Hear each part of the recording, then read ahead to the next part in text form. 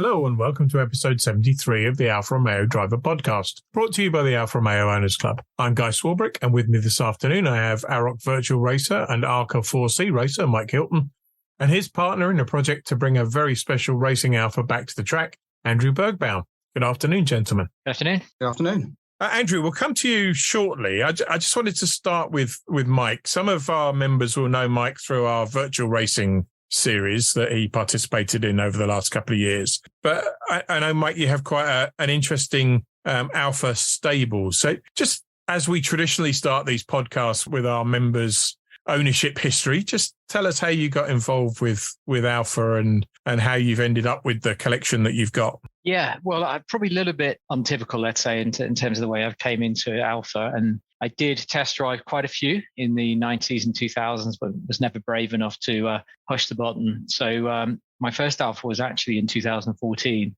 when I bought an 8C Spider, which is probably quite an unusual way to come into the brand. But I'd always had my eye on the 8C as a car that I would own and keep for life if it was possible. So that was an absolute dream for me. And that was my first toehold into the world of Alfa ownership. And then I bought the Giulia Cordofoglio M-Ring, which I absolutely loved. And that got me interested in the whole Giulia culture and the history. I've subsequently gone on to replace the M-Ring with the new GTA, which again, for me is going to be a keeper. I've also got a couple of other Alfas which we run in the family, the Mito and the Giulietta, the workhorses for my daughters. And then most recently, I bought a 4C race car in October last year and have started to race that. And we'll race it again this year. And then, of course, there's the historic GTA, which I share with Andrew here. Yeah, we'll talk about that car in a lot more detail in a minute. Well, until the Tonale launch, you only needed a Stelvio and you'd have had every model that Alfa's had in the last 10 years or so. Yeah, I did think about the Stelvio, actually. I bought a Maserati Levante and regretted it. But I drove the Stelvio out in Italy on a test day around cones and through water. It was a fabulous car. I wish I bought one, to be honest with you. But I think that one's probably going to pass me by. Yeah. And the GTA, which I saw at Brands Hatch a couple of months ago, is the full aero pack. So looks like a GTA M to the uninitiated, or to anybody who hasn't peered in the back. Yeah, GTA with aero. So it's got the outside of GTA M and the inside of GTA. So it is practical. It does get driven a lot. Yeah, it's a fantastic car. I took it down to Goodwood at the weekend with a bunch of other Giulia Cordofoglios in a road trip. So it gets driven in the winter and I look forward to many happy miles in that car. Yeah, it looks like you and Alan Greenhalgh, who's also been on the podcast, might be vying for the highest mileage GTA M in the country. Yeah, I know Alan well. We've done several trips out. So yeah. Brilliant. So that's the road cars out of the way and not a bad... normally at the end of the podcast, I ask people what the one Alfa that they don't own that they'd love to own is, and you've just given a list of the cars that people normally say that they would like to add to their stable. So we might come back to that and see if there's anything else there. Let's get on to racing. So we got to know each other through the virtual racing. Again, racing's not something you've been doing for a long time, is it? How did you get into racing and what's the career been so far? So the logic there was I love driving. I love sports cars, but the roads where I live in Surrey are absolutely terrible, full of speed cameras and potholes. And I didn't think it was safe or legal for me to push in the cars. So I happened to hear about the Caterham Academy and thought it sounded like a great idea because there'd be 50 complete novices on the grid and everybody's beginning at the same time. So I signed up for that, having never sat in a Caterham in my life, and then instantly regretted it when it turned up and saw the size of it and how snatchy they are. So that was in 2020, and that's how I really got into racing. I very much an accidental racing driver with no background in karting, done a couple of track days, and I'm quite risk averse actually. And I started at the age of 50 with absolutely no experience. And Andrew, is that where you came across each other? That's exactly where we came across each other. It was like fate on a track, and a number of us of a similar sort of background and age very quickly formed a group of friends that in fact led to where we are sitting here today with the GTA. But we'll keep going on that conversation as we explain how we got there. Yeah, and so I guess the obvious question that half of our listeners will be Googling already is How did you do against each other in the Caterham series? I think it's probably been pretty equal, actually. In the first year in the academy, I was in the white group, Andrew was in the green group. So we didn't actually race each other until the final race of the year when the groups merged. But I think we both started off towards the back and we both ended up in the front half. And so significant improvement. But the front of the grid is dominated by people who are taking it very seriously and who've got experience. And I think, I think we did the best we could have done. And then in the last couple of seasons, it's probably been pretty equal, actually. I say that neither of us have blown the lights out in terms of the where we finished in the grid, but we've had great fun and we tend to race very closely with each other. And so far we've avoided knocking into each other, which is a good sign. And there's a good bunch of guys as well, which I think is the real crux of racing, is the paddock that we were part of and the friends that we've made are just fantastic. And of course, that expands into other race series as well as people decide that they're going to leave the academy and go and do something else. Yeah, and it does seem to go one of two ways, doesn't it? There seem to be people who've driven Caterhams forever and are just completely into the whole Caterham racing scene. And then people who use that as a stepping stone to go and do other things. I think that's right. I think for me, I'm aware that I've probably not got 20 years racing ahead of me. So I want to try and experience as much as I can. I think 3 years in Caterham was great fun. We started off with a sort of goofy road car and ended up with quite a fast road racing car because it gets upgraded each season, but it gets more and more serious as you go up the ladder. So at each sort of point, people do drop off and go off and do other things. And that's what Andrew and I have decided to do with the Alphas. Well, we had Roberto Giordinelli on the podcast 2 episodes ago, who you may know from Auto Italia as one of their test drivers, and he's still racing at 70. So you might get close to that 20 more years if you stick at it. He's got no plans to retire. I think he said a man's only as old as his lap time. Yeah, I think he probably started at 15 though. That's the difference. He did start a little bit before 50. Yeah, exactly. That is true. Yeah, we mentioned the GTA a couple of times in passing. We'll talk about how you two came together to buy it, but tell us a bit about the car and its history, because it's not just a GTA, is it? No, it's not. In fact, it's a GTA that raced in the 66 Monza very famously and finished 4th. It was also one of only 4 white Jolly Cub GTAs that were actually raced as part of Autodelta, which, as far as we're concerned, as far as we can see, we've got the only one that's left of that original 4. It has a race history of, at the moment, we've got documented photographic proof of 19 exceptional races, including a couple of wins. And the more that we find out about the car, the more excited we continue to get about its history. And I think, and the Alfa Museum are also helping us with this. I think there's probably more races still to find as we keep doing our research. I don't know a huge amount about the cars, but from my understanding, there were the works Alfa Corsa cars, and then things like the Jolly Club cars were effectively semi-works. They were very close to Autodelta and received a substantial amount of support from the factory. Yeah, that's right. Well, actually, in this case, they were specifically raced as Autodelta. And if you look on the race cards, you will see that these particular cars, especially ours, was raced as a Autodelta car in a few of those races. So in 66, it looks like it was indistinguishable how they were treated. And in fact, we believe that the 4 were actually treated as the stable of Autodelta. So just Jolly Club funding for some of the cars. Quite right. When you look at the drivers, they circulated the drivers, Autodelta and Jolly Club. And so we look at the cards where we see who drove our car in which race. They're totally circulated all around, including Guinty and Pinto and Slotemaker and other very famous drivers of that age. So the Monza race was probably its best result from what I've seen. What do we know happened to the car after 66? Monza is 4th. It did have a couple of other places a bit higher up. I think it was second in 1 Fun 2, which was also a stage of the European Touring Car Championships. And then later on, I think it did win a couple of races. But what we know is that it was crashed on the Nürburgring Nordschleife in the European Touring Car Championship round in practice. So Autodelta sent 3 cars out there. 2 of them were crashed in practice, including one of ours, and only one of the cars competed. At the time, it was a public road, so relatively limited the amount of practice you can do, and these Italian drivers had never driven there, so they're really pushing it. The car at that point then was rebuilt and carried on racing for another year or so. And then in 1968, it was completely rebuilt again by Conrero, who was a very famous tuner for Alfa Romeo in the 50s and 60s, and then went on to work with Opel in the late 60s and 70s. So it became a Conrero Jolly Club car and was competing against Autodelta. At that point in time, the Jolly Club and Autodelta had kind of drifted apart and become sort of competitors. And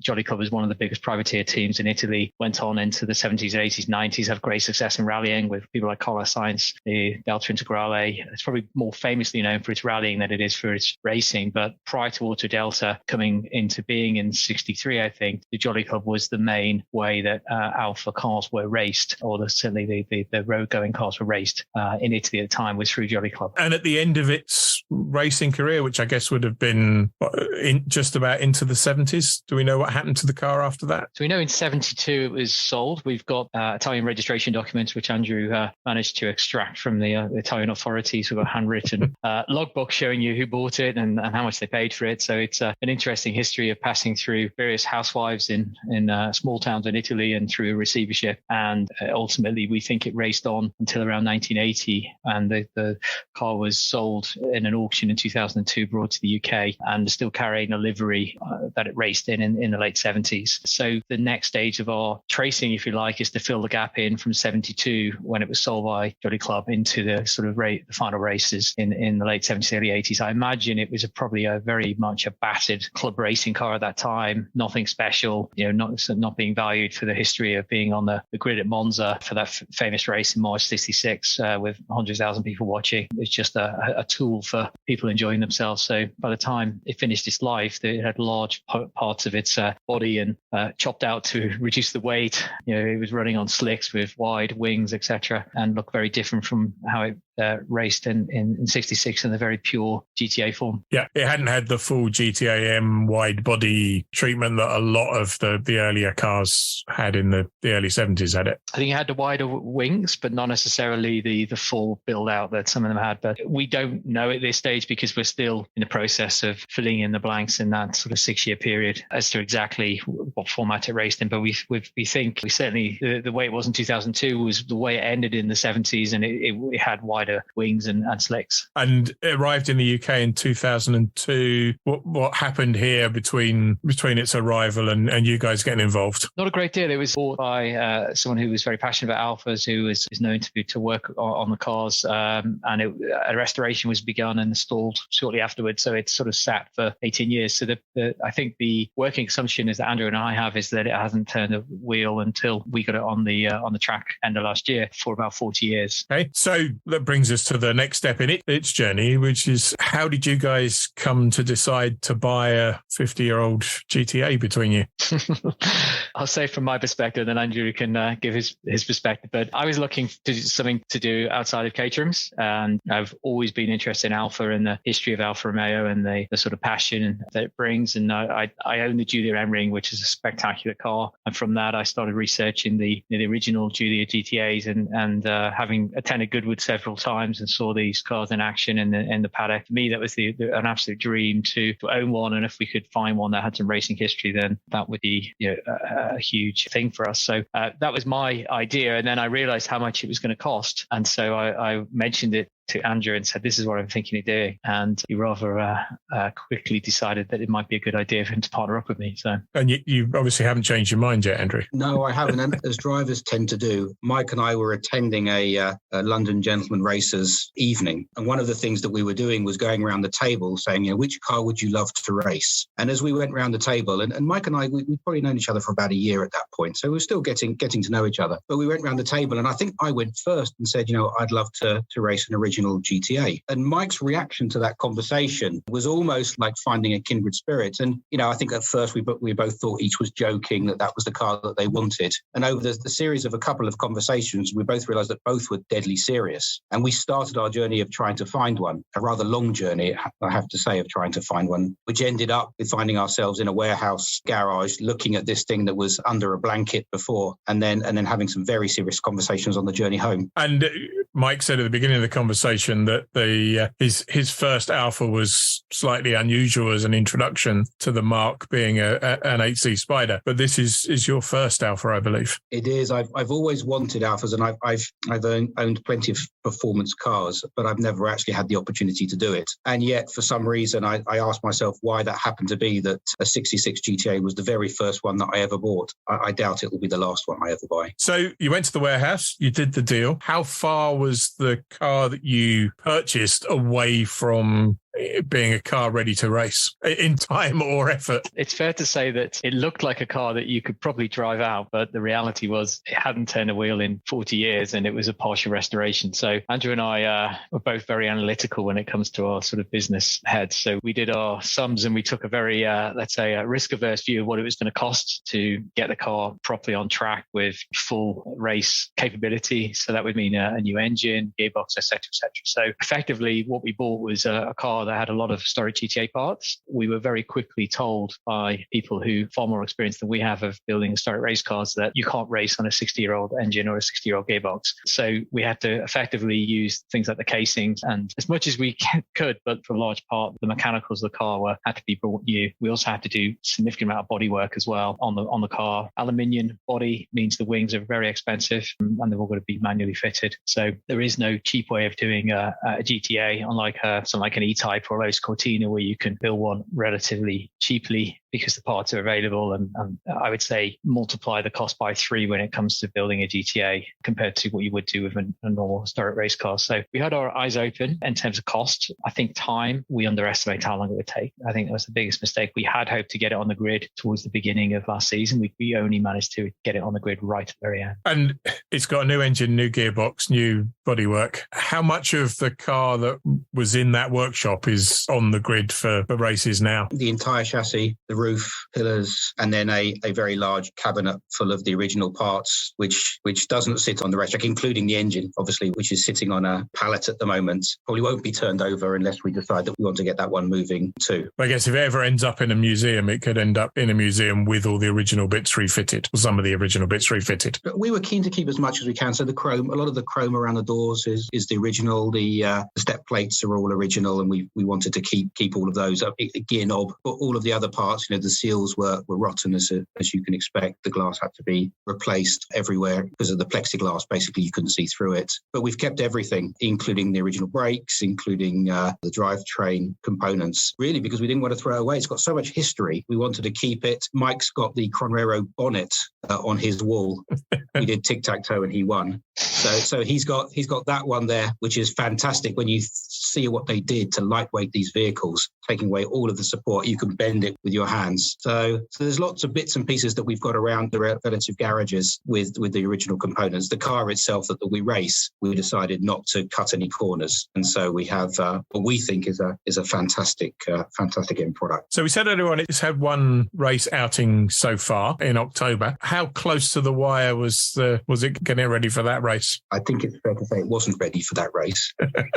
However, it was a great way of shaking it down and realizing what some of the niggles were in putting it together, and then using the winter season really to put some of those things right. So as Mike says, it took a little bit longer than necessary, and I would say arguably we're still a little bit in shakedown mode. But a lot of the big stuff I think we've managed to iron out, and when it works, it's a total dream. And what were the niggly problems that you had in the first race? Because I think you finished, didn't you? We finished, I think, a couple of laps behind because we had a misfire in the engine that was intermittent, and we got to the point of being overtaken by cars with 50 horsepower less than us. Clearly something was wrong. Had a great start, but that was about it. And we've had a few issues with brakes and with gearbox. Nothing kind of that you wouldn't expect as you're shaking down a brand new restoration. But touchwood will be firmly on the grid in the HRDC. I think March is our first outing with it, but we'll be doing some track days and test days before that. So is the plan to do the whole HRDC season or dip in and out of that? We're going to try and do as much as we can, and we're going to try and also go for some of the other events that it's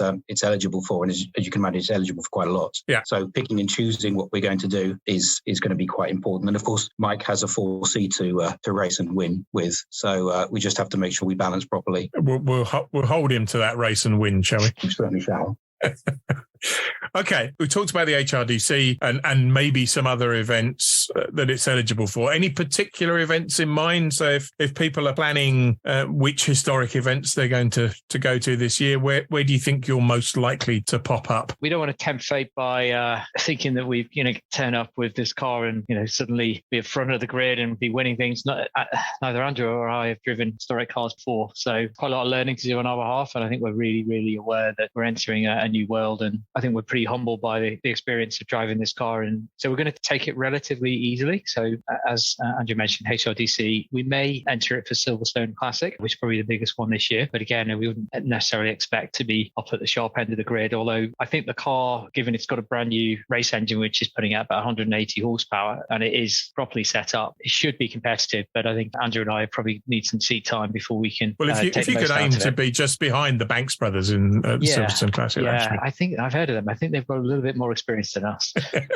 Yeah, just a tad. Yeah. And then the other thing that we're considering doing, and at the moment it is a dream, is the Modena Oro Centro, which is in October, which is a road rally in Italy, which you also end up racing on tracks as well. So that looks pretty amazing. It's a bucket list event. We need to get the car road registered, which is the biggest barrier at the moment. We've got the Italian plates, we've got the Italian registration documents, but there's probably 40 years worth of back registration fees to pay. And then the issue is also UK registration is considering that. So that's the biggest question mark over that. But I'm sure we'll look to do other things. And then next year, potentially, I think we could look at Goodwood if we were invited, or carry on with HRCC and maybe do some Masters races. So there's a whole host of events that we can do. It's really about calendars and making sure also that the car is being well maintained and has enough time for maintenance and spannering between races. Yeah, I guess the other issue with Goodwood is what era they're focusing on. The St Mary's sort of flips between 50s and 60s cars, doesn't it? Yeah, I think this year it's 50s again. So we had the GTAs out last year. There was two over from Germany, did very well. And I think it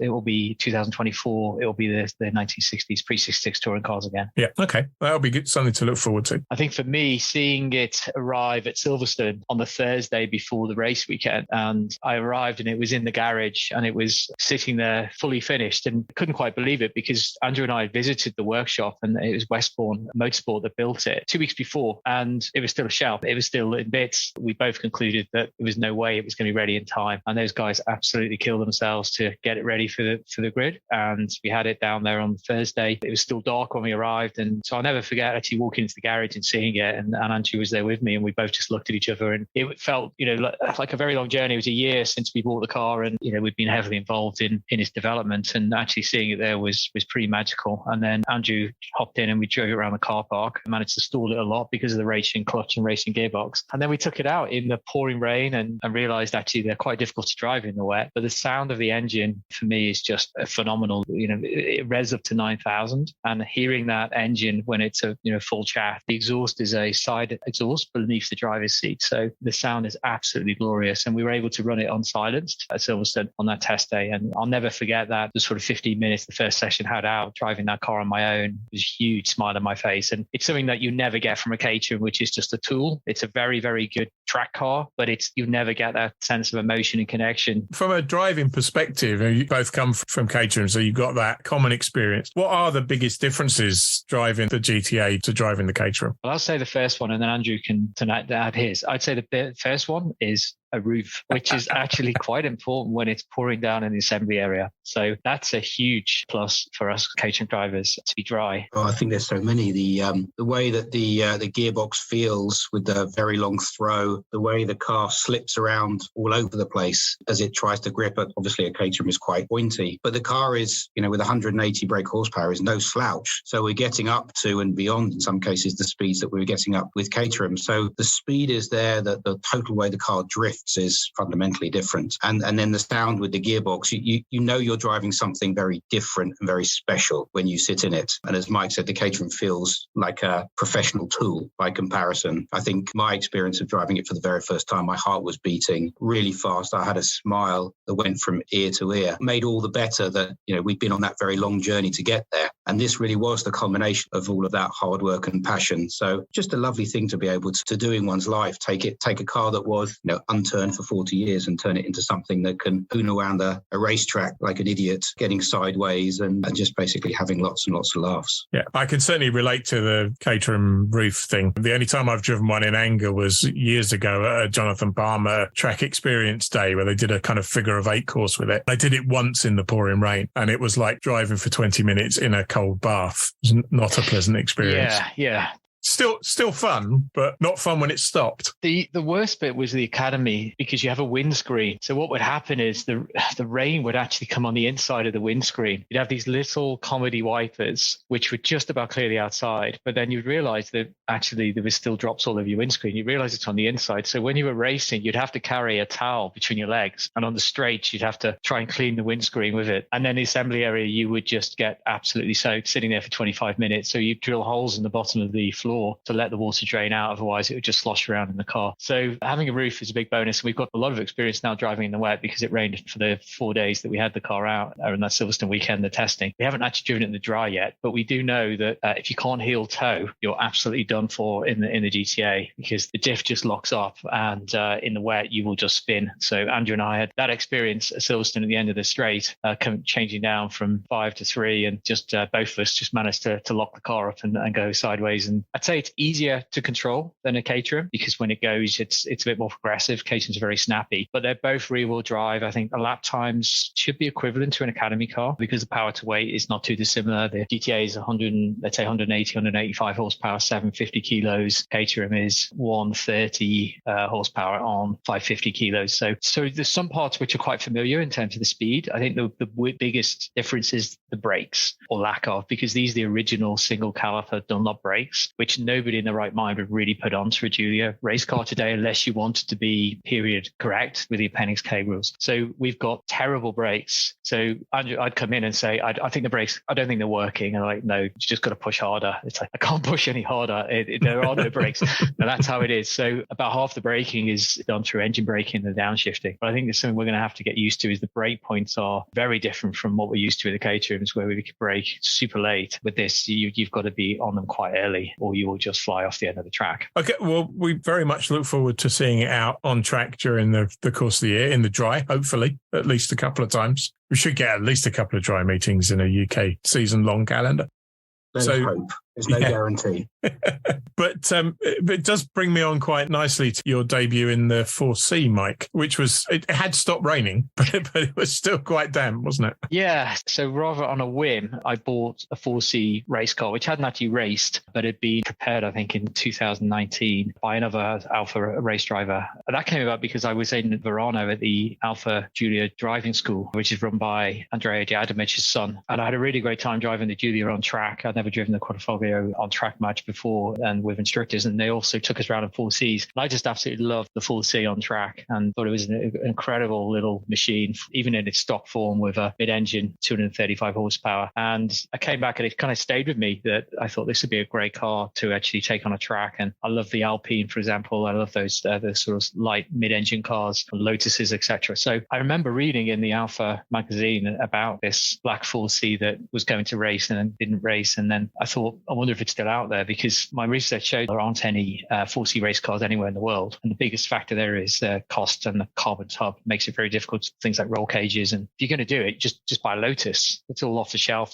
It's very, very mainstream to build a Lotus race car. So I like to be different in some ways. So I thought, okay, well, maybe we can race this 4C. Maybe I can track it down. So I called the various race teams and reached out to people, and then found it at Bianco with Paul Plant. So I went down there. It was up on the racks. It sat there for 2 years. It was covered in dirt. And I asked him if it would be possible to contact the owner, a really, really great guy called Ricardo, who I'm in constant contact with since I bought the car. He agreed that he would sell it, and he's actually going to be racing the Alfa Workshop Mito, 2-litre Mito against me this year. So that's going to be interesting. Which is the same engine as the 4C, but with an extra 250cc. Exactly. And that thing is going to be quick. So I bought it at the end of September, and then Paul is quite persistent for people who know him. And he said, you've got to race at Alton Park. And I felt hugely underprepared, having not really been to that track other than in the first race, the Caterham Academy, where it rained so much that I was almost too terrified to drive. But I thought, okay, let's do it. We went up there. It rained the whole of the test day, so I'd had hardly any seat time in the car. And we talked about the differences between the Giulia and the Caterham, but you've now got a semi-automatic gearbox and aero and a whole bunch of other things you've never done before. Totally different. And most importantly, traction control and ABS, which actually means that in the wet, it is a bit of a monster. And it is a very, very fast car in the wet because of those aids, which you can take advantage of. In fact, it's mid-engine. Yeah, I qualified on pole, which was unexpected, I have to say, and then had the lead crew out on track at the formation lap, which is something I never really thought about before. And that was your first time out in the dry, although... Yeah, so the race was... Dry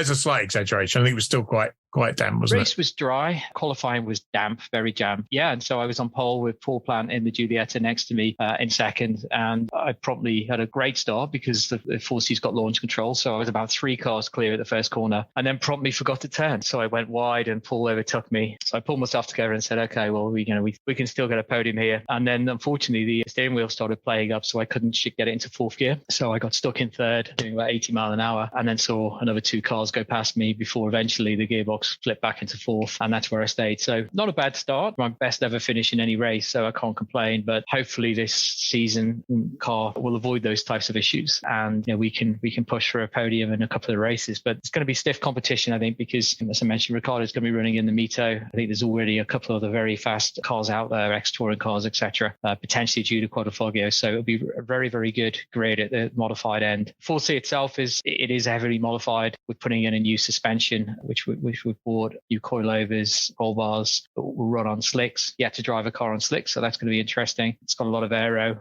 and it's got an upgraded turbo, so it puts out about 320 horsepower now compared to 235, I think, in stock. So it's pretty quick. It's certainly quicker than the Caterham I'm used to, and it's pretty exciting to drive, and the absolute polar opposite of the GTA. So it's going to be quite an interesting season for me, flipping between those 2 cars. One weekend in this flappy paddled car with aero and slicks, and then the next weekend driving 1960s touring car on historic Dunlops. So it sounds like you'll be hoping for wet weather every other weekend and dry in between. Yeah, I think I definitely don't want wet in the DTA because my heel toe is agricultural, let's say. And I think I would definitely be happy with rain in the 4C because I'll be running on racing wets as well, apparently. Yet to see them, but Paul Bianco tells me they're amazing. So with those on, it's almost like driving in the dry. So that will be interesting. I was stood at the exit from turn 1 at Alton in qualifying, and everybody else was struggling to keep it on the tarmac as they came out of turn 1. Mm-hmm. And the 4C just looked completely planted.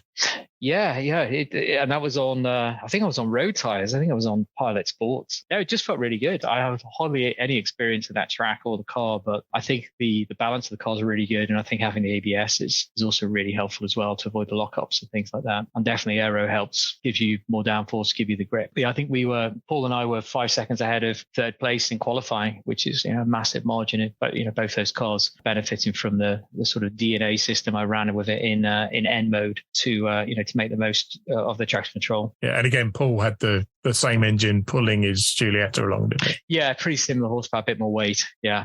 But Paul is definitely a better driver than I am. That's for sure. Yeah, I just again from racing against him in the virtual racing, just be careful the first time you come up against Paul going into a corner. Yeah, well, I say I went off the track to Paul will take the line Paul wants to take. Yeah, I didn't give him a chance, to be honest. I screwed up so much on the first corner that he'd gone past me and I didn't see him again. But yeah, I think hopefully I'll give him a much better race going forward. But he's a very, very experienced racer. He's very quick. Yeah, he's quick. And I think, we did learn a lot in Caterham. I think the standard in Caterham is very, very high. So as we come over to club racing, I'm hopeful that actually we can put some of that racing experience into good use. But also aware that, there's a lot of people on the grid who've raced for 10, 15, 20 years, have had a lot of success. And that experience is something that both Andrew and I need to build, I think, over the coming years. Brilliant. Well, look, I'm looking forward to seeing you out in both cars and to meeting you in person at one of the races during the course of the year, Andrew. It's been an absolute pleasure talking to you both this afternoon. Readers of the magazine, Mike's going to do a feature on the GTA, which will be in our February issue. And then either in April or June, we're going to do a big feature on the 4C's 10th anniversary, and the 4C race car will be featured in that. So you'll be able to keep track of the racing progress in Competition Corner in the magazine and find out a bit more about the two cars in the coming issues. Been an absolute pleasure, gentlemen. Thank you both very much. Thank you, Guy. Good to speak with you, Guy. Well, that's it for this episode. We'll be back in 2 weeks' time on Sunday, the 12th of February, when I'll be speaking to 159 registrar Jim Rastall. Episode 74 will be available to download from 1:30 p.m. from the club's website, YouTube, Podbean, Apple Podcasts, and everywhere else good podcasts are found. Until then, stay safe.